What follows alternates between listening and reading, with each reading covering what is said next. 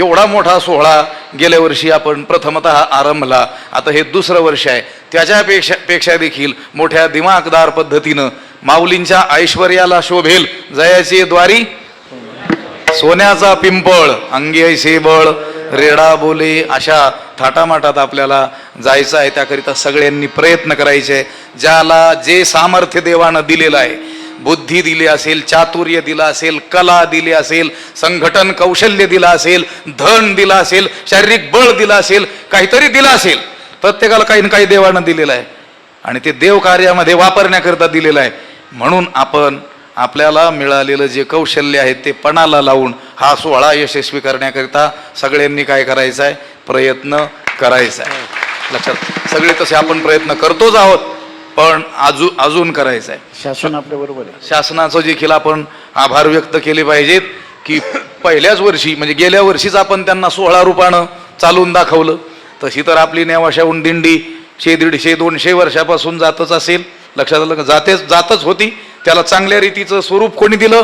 सद्गुरू वैकुंठवासी बंशी बाबांनी दिलं. 55-56 वर्ष ते चालून दाखवलं. त्याच्याही अगोदर कितीतरी वर्षानुवर्षे दिंडी इथून जातच होती. गेल्या वर्षी आपण 16त त्याचं रूपांतरण केलं. हा दुसरंच वर्ष. तरी देखील शासनानं त्याची दखल घेतली. आपण पाळलेली शिस्त, आपण ठेवलेली स्वच्छता, आपली भजन निष्ठा, एकही माणूस आपला दिंडी सोडून चालत नव्हता.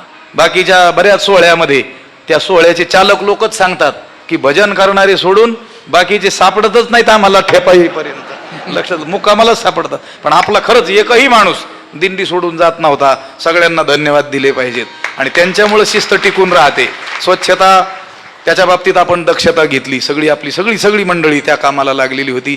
इथून पुढे देखील आपण जोमानं काय करायचंय, त्या कामाला लागायचंय. लक्षात आलं का? आपण वर्षभर कीर्तन करून, अशा कथा प्रवचन पाठ सांगून जे या स्थानाला लोकांपर्यंत नेऊ शकलो, त्याच्या अनेक पटीनं सोहळा या माध्यमातून लोकांपर्यंत गेलेला आहे. पूर्ण महाराष्ट्रभर नेवाशाच्या सोहळ्याची काय झाली? चर्चा झाली. अगदी आळंदीचे जे साधक निष्ठेनं भजन करत माऊली सोबत चालणारे, त्यांना सुद्धा या सोहळ्यात जावं की काय असा मोह झाला. लक्षात आलं का? त्यांनी विचार केला, ते सोहळ्यात त्या चालत होते पण बातम्या नेवाशाच्या ऐकत होते.